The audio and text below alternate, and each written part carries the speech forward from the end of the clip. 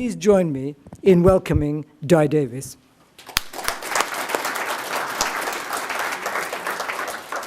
Does that mean I can go now? So Darlene must have said to me 12 times, he said to me once, he said, don't forget, Di, this is a dark web net production. It's dark web, not virtual currencies. You did your 2 hours of virtual currencies last year, so I'm thinking dark web, dark web. And then I go downstairs and I give my name to the guy from the BCS, and he says, he looks at me, he says, are you here for the virtual currency event then?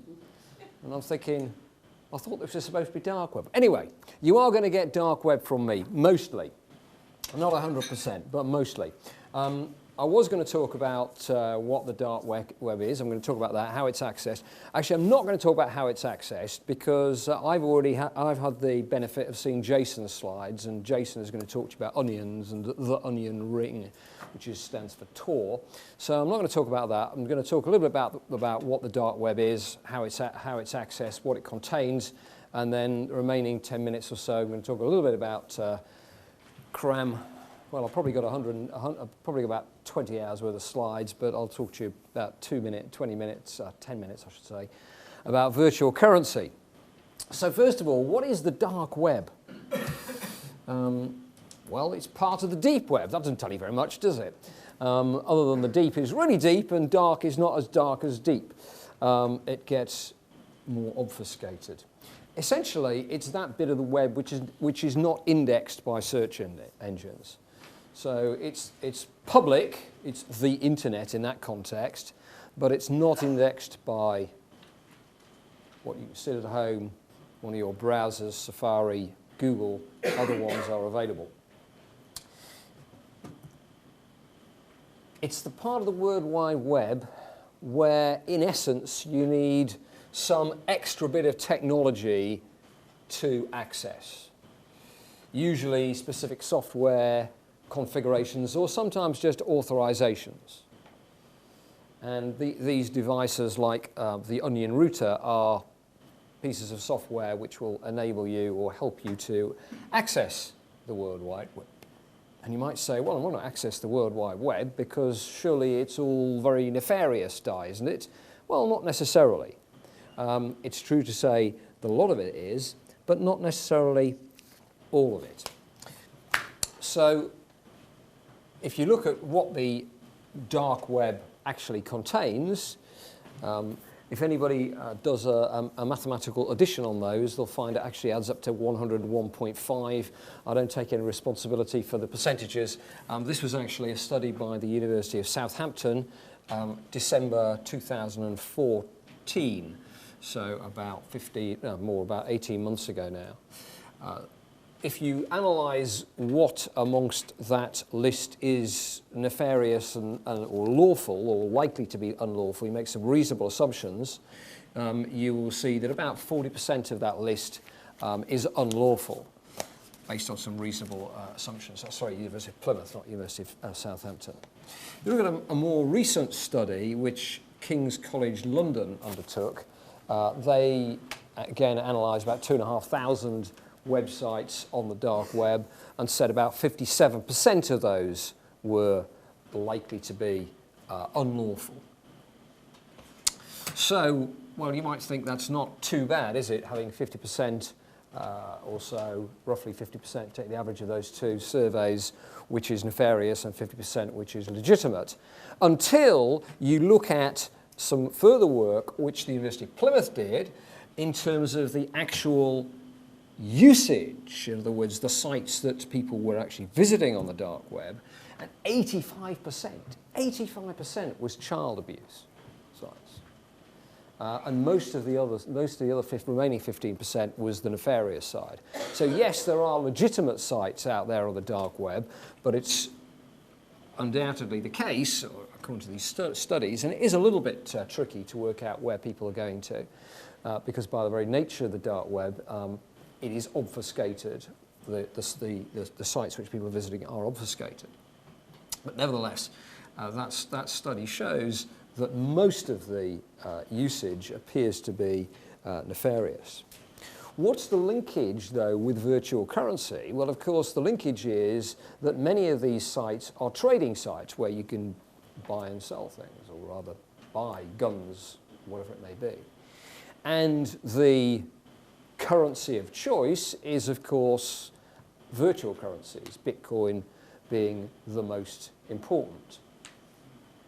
So what is virtual currency? What is Bitcoins? What is currency anyway? Jane, have you got a change of these two £1 coins? Yes. Thank you. Thank you. So Jane's just given me a fairly useless £2 coin. I call them useless because you can't use them in car parks and things like that. I might give you this one back at the end, Jane. But nevertheless, if I decide to buy a chocolate bar, keep the £2 and Jane keeps my two £1 coins after the lecture, I guess I can go and buy a bar of chocolate with that. What is a currency anyway? A currency is merely a means of exchange which I accept and Jane accepts. Think about the origins of currency in the Stone Age, or post-Stone Age I should say, about 4,000 or 5,000 years ago when currency started to exist. It was a particular type of rock or something like that.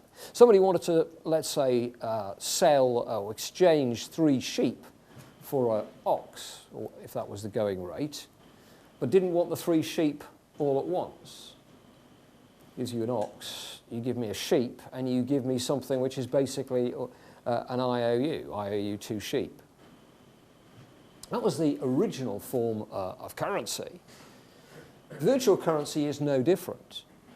It's merely a means of exchange that a significant, or I should say significant enough proportion of people accept as currency. I've been daft enough to accept this fairly useless £2 coin. That's okay, because I know that at least somebody will hopefully give me my chocolate bar for this £2 coin. The same is true of virtual currencies, Bitcoin being the most widely used. And let's look a little bit about the Bitcoin technology.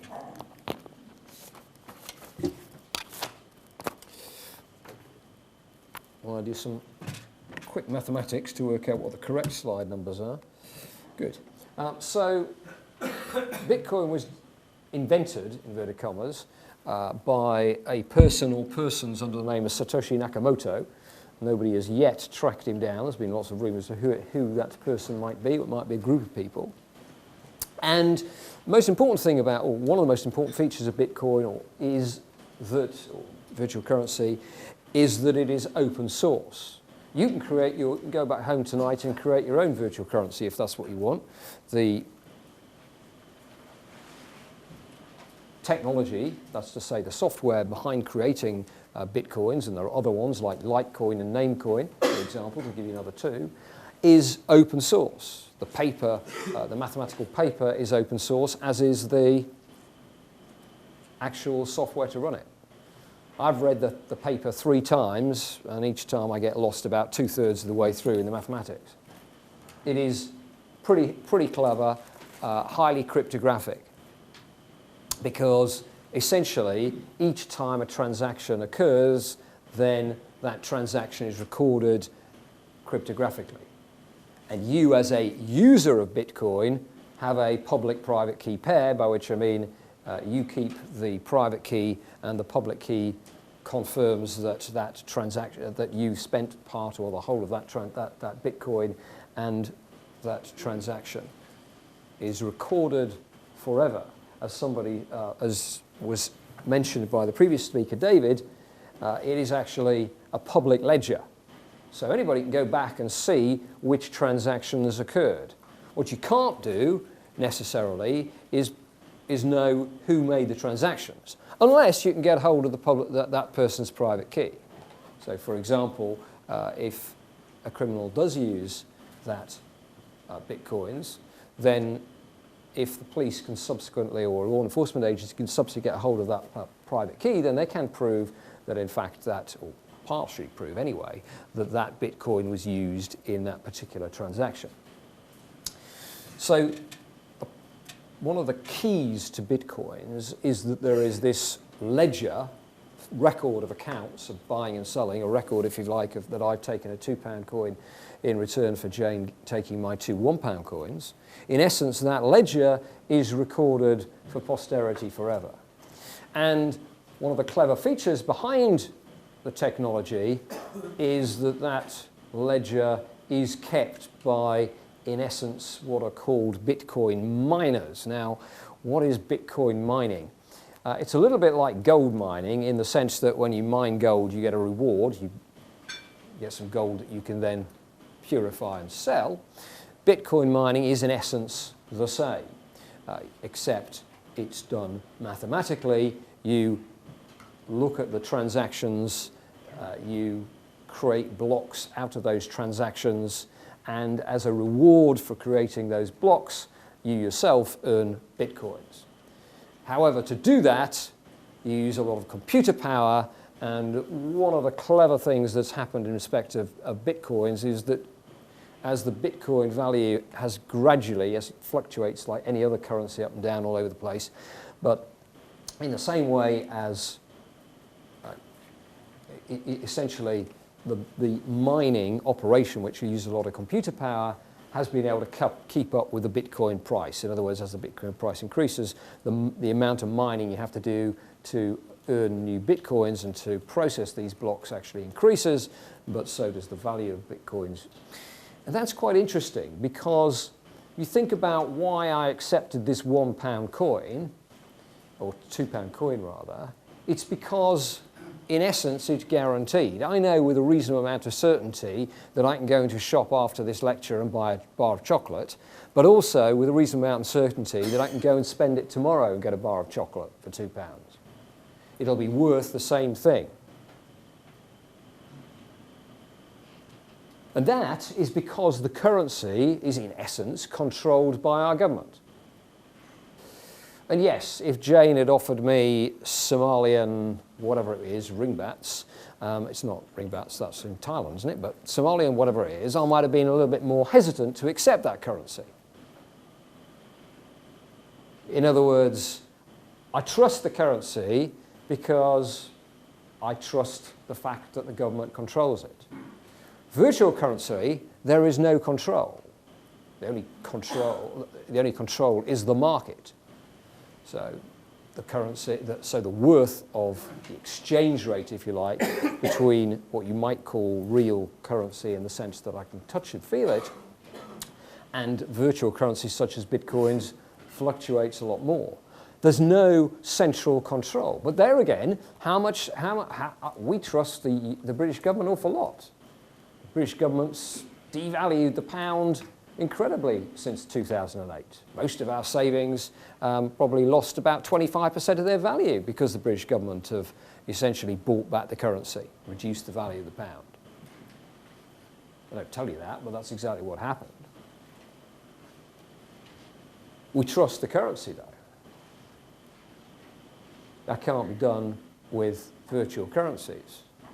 But there again, I don't know if my virtual currency, and I do have half a Bitcoin, I don't know if that half Bitcoin is going to be worth the same as what I paid for it last year in 5 years' time, or whether anybody will want it in 5 years' time. Also don't know if it's still going to be as secure as it's made out to be today. At the moment, Bitcoins are highly secure, there's no question about that at the moment. And the way that Bitcoin works from a mathematical perspective is that in order to hack into Bitcoin and, if you like, steal Bitcoins, you have to control more than 51% of the market, or more than 50% of the market, I should say. And if you work out the cost of doing that, you'd be completely bonkers. You'd make a lot more money being a miner than you would if you tried to control 50% of the market. But actually, you don't have to do that if you're a bank anyway. There are only, of order of magnitude, there were £5 billion worth of Bitcoin transactions last year. Sorry, $5 billion worth, £3 billion worth of Bitcoin transactions. That is completely and utterly irrelevant. Yes, banks hate Bitcoins. Why do banks hate Bitcoins? Well, because they lose money. It's as simple as that. Banks are there to make money, and if you've got bitcoins, they don't make money. You don't have to change your pound into euros if you really don't want to. You can find a pizza place in Greece that will accept bitcoins. No exchange rate. That's to say, yes, you've got an exchange rate of changing your pounds into bitcoins, but once you've got your bitcoins, you can spend them in any currency you want. There's no transactional exchange cost in the same way as it would be if you went normally and exchanged your pounds into euros. So banks don't like bitcoins because it challenges their model of controlling the market and controlling the ledger. The magic of bitcoins has to do with this distributed ledger which no single individual controls. Interestingly, the Bank of England at the moment has its own Bitcoin project where it wants to issue Bitcoins which it controls. Well, it'll have to change the mathematics if it's going to do that. And I said before, at the moment, there's no question about it that Bitcoins are very secure. But what can I tell you? Security has a habit of being less secure. What do I mean by that? People have very secure systems, and then 5 years later, they're not as secure as they were. The problem with bitcoins is its static security. At the moment, I'm told it will take you probably order of magnitude period of years with a fairly powerful computer to break a blockchain. Yeah, that's fine today, but if you apply Moore's law to that, that means that in about 5 or 10 years, it ain't going to be secure. So yes, it's secure today, but it's what I call static security. How long is it going to remain secure for? I've had my 20 minutes because I started 5 minutes early. So I'm going to hand over to the next speaker, and hopefully I've at least told you enough to generate some questions for later. So thank you.